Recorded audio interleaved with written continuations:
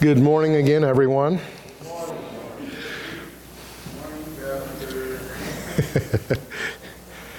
Hi, Ron. How you doing this morning?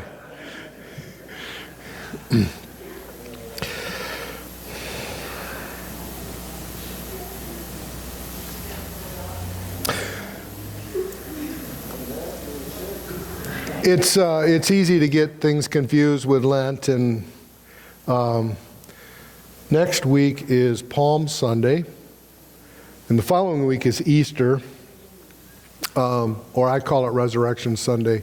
Cindy and I had a discussion about what she says. I recognize that you call it Resurrection Sunday. Why is that? And I said, well, sometimes you wish that you didn't go to seminary. What are you talking about? And I said, well, Easter is from a pagan goddess, fertility goddess. And so, yeah, it's the time of the season. I mean, that's all you got to do is look out in your yard and watch the birds. And there's a reason it's called the birds and the bees, right?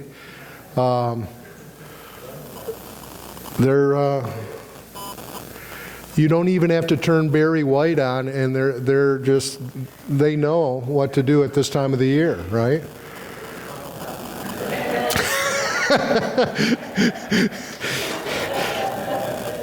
But in all seriousness, though, so I have a hard time with, and I've just had a lot of people just say, John, just get over it, but I have a hard time getting over it.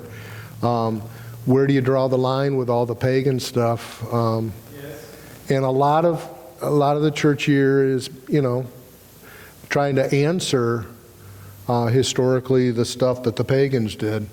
And they had a lot of fun, but it was a lot of fun at the expense of their soul.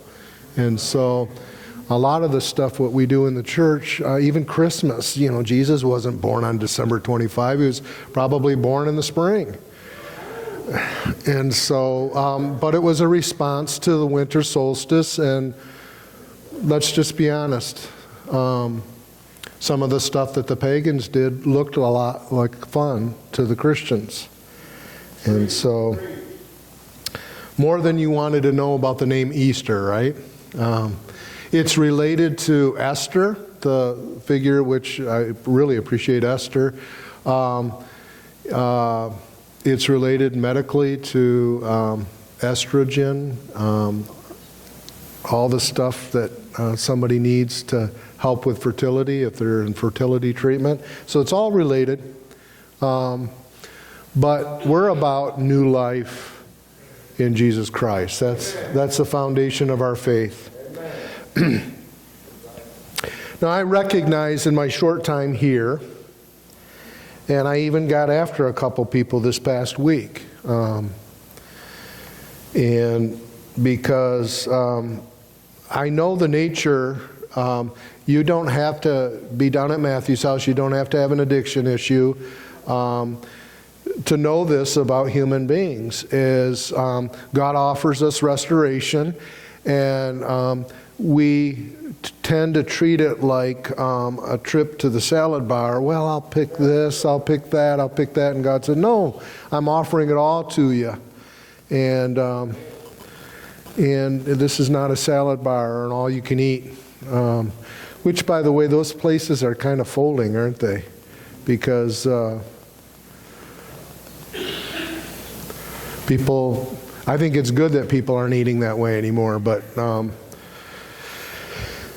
God's offering us everything, and it's not a time to go, well, I don't really like this and I don't like that. And so our nature is, I'll be restored, but I'll do it on my own terms.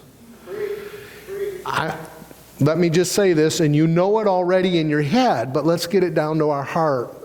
There can be no genuine restoration apart from surrender. So we got to say, okay, God, you are in charge, and I know that I'm not going to like everything, but I trust that you know what's best, and it may even hurt a little bit for me to surrender to you, because there's still parts in me that clearly need to be restored. All right? So I say this, I feel like I need to introduce it a little bit as we look at Psalm 126. Today is the 5th Sunday in the season of Lent.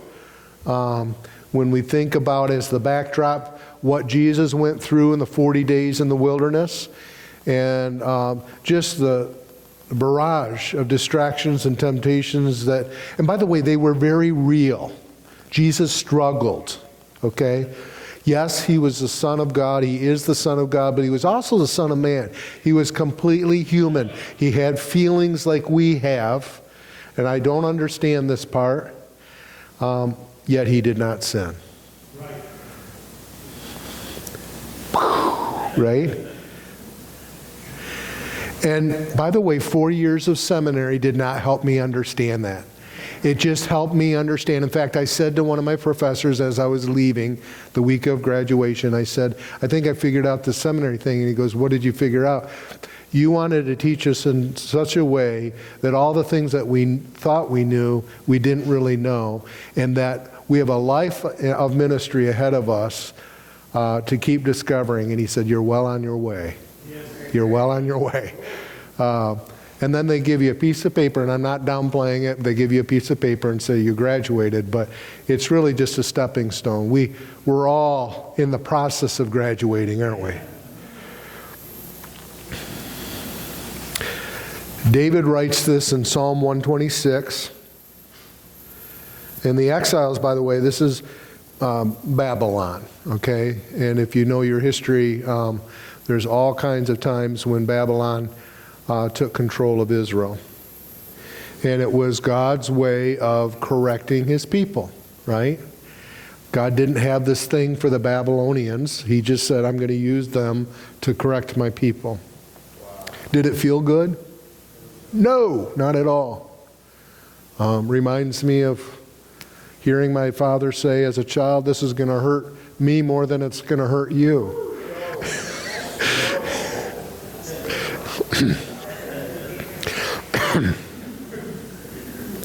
Psalm 126. When the Lord brought back his exiles to Jerusalem, it was like a dream. We were filled with laughter, and we sang for joy. And other nations said, what amazing things the Lord has done for them. Amen.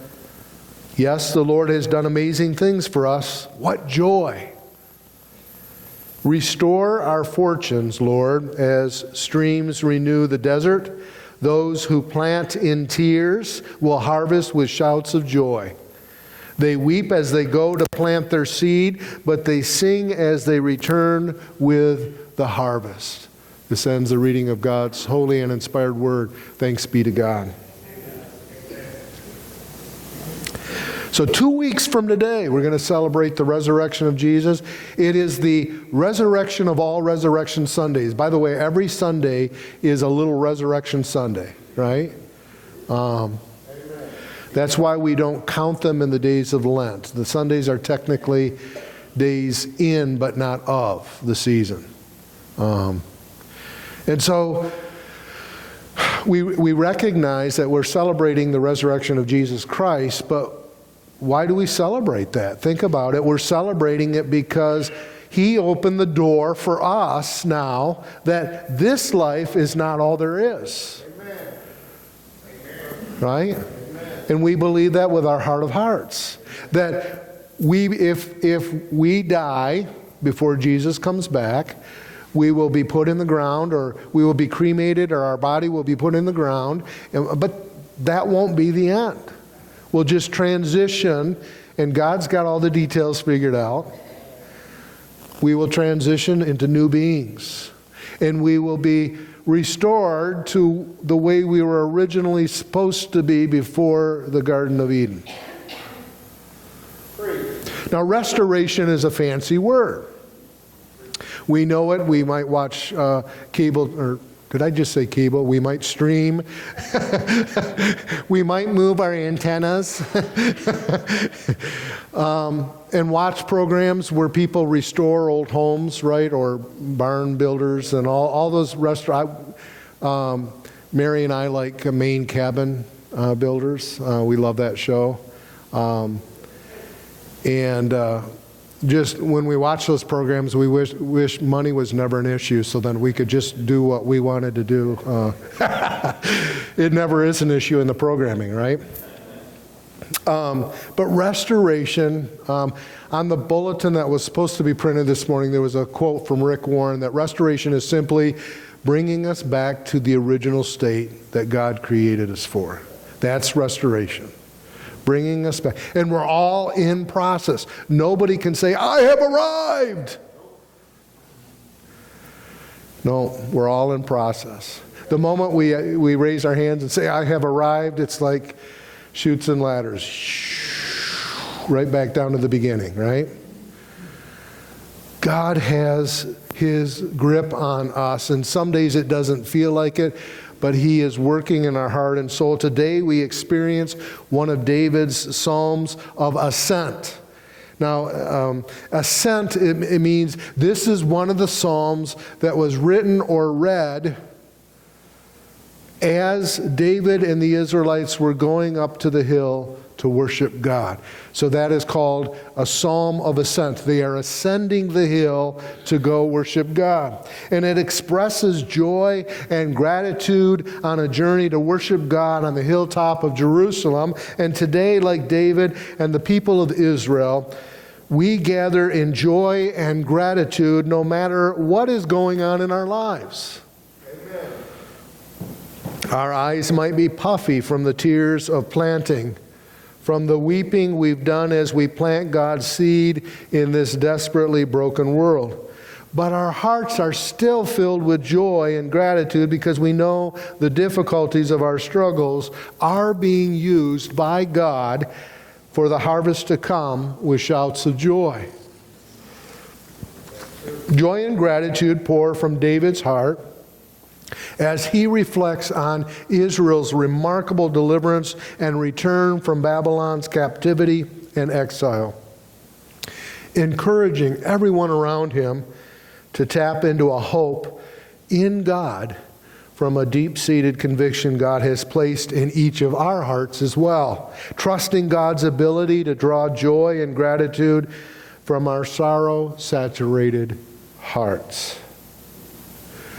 I love some of the expressions in this short psalm. David expresses joy almost in a pinch me, this can't be real, disbelief that the people experience as they return in freedom from living under the thumb of Babylon's rule. David is clear to give God the credit for the amazing things they have experienced at the hand of God's providing presence. Think about that. God is the one who's doing the providing. David encourages us to remember God's long history of unfailing love, of faithfulness, trusting in God's ability to bring us joy, even in the midst of wrestling with the challenges and the struggles of the realities of our sorrow-saturated souls, our sorrow-saturated hearts. That sorrow doesn't have the last word. We're coming up on Holy Week, and there's a lot of sorrow in Holy Week. But 2 weeks from today, we're going to see the exclamation point in the sentence. God is not dead, and we don't need to be either. David uses a powerful imagery of planting with our own tears. How many of you have ever felt like you've cried so much that you could have watered your garden? Yeah. That image is powerful here, isn't it?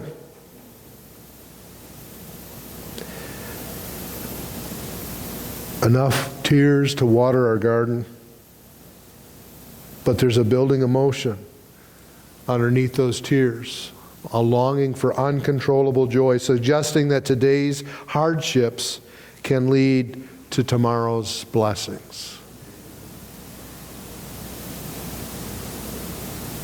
That's called hope right there, isn't it? That's a conviction that the best is yet to come. David encourages us to remember God's past faithfulness, trusting in God's ability to restore and bring joy with a grateful heart, even when we find ourselves in the middle of difficult times. Joy often sprouts from the hardships of sorrow. Let me say that again. Joy often sprouts from the hardships of sorrow. God has a strange way of using our tears to water the soil He is cultivating in our lives for the coming bountiful harvest. A harvest we not only experience, but as Christians, as Christ followers, a harvest we share with the world. Not just physical food, although that's so important, as many of us know, whether you're receiving or you're giving. By the way, God does say in one place in Scripture, go ahead, test me. And I feel like that's an invitation. And if you're starting to feel bad about your lot in life, I would encourage you to give Pastor George a call and get scheduled in. Maybe you could stand alongside one of the churches or in the ministries that serves food during the week down at Matthew's house. I can guarantee you cannot know how good you have it until you give.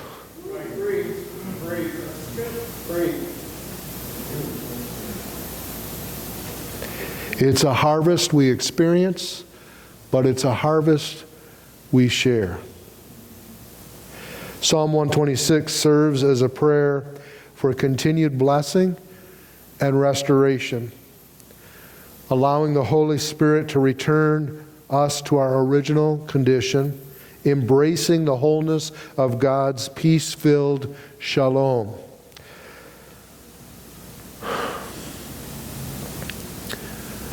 When I wrote my message or wrestled with my message this week, I thought, well, I got to write more than this.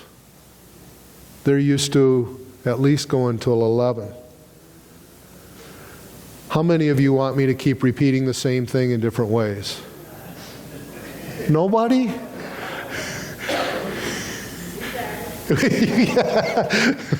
Our spokesperson, Lisa, just said, we got it.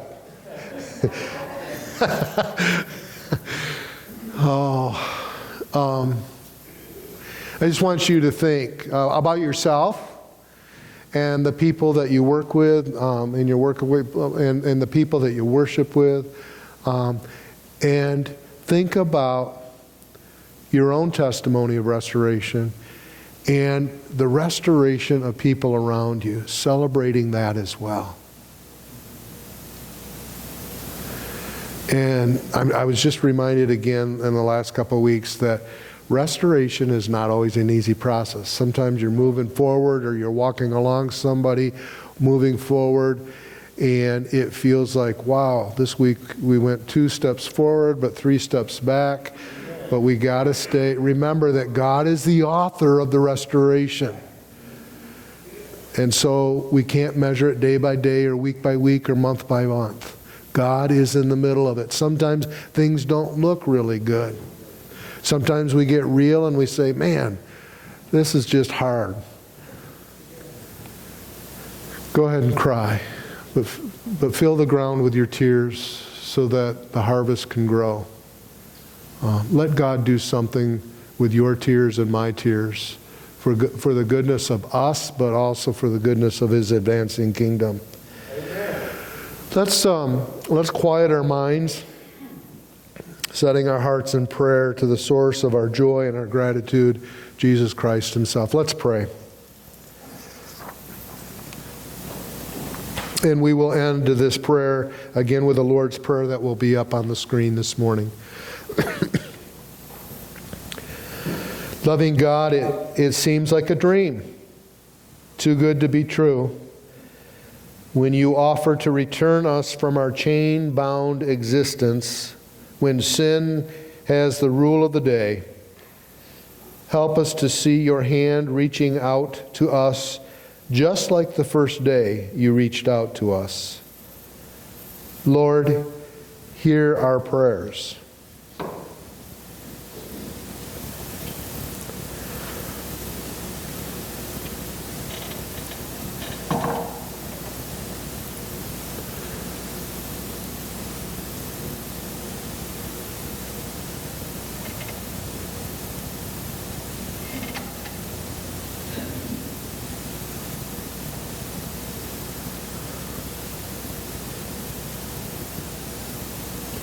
Loving God, we laugh and we sing today. This doesn't mean everything is okay. We laugh and sing time and again because you reach out to us time and again.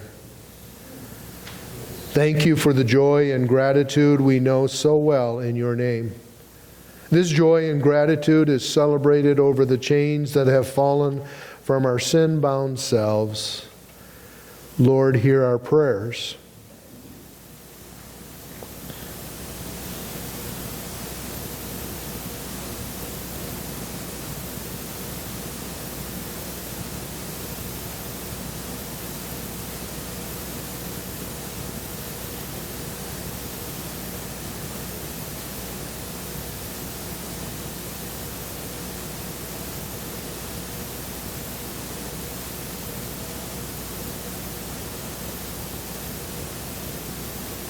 Loving God, let us be the talk of the world around us. Much of your church today is maligned for our hypocrisy, and we deserve it, quite frankly. We are not always very good examples of your unfailing love and faithfulness. Let the talk instead be the talk of those who witness the miracle of joy and gratitude in your name, declaring, look at how wonderful, how marvelous God is to his people. Lord, help us to experience the wonder of those who witness your powerful movement as both Jesus followers and as those who have yet to hear your name. Lord, hear our prayers.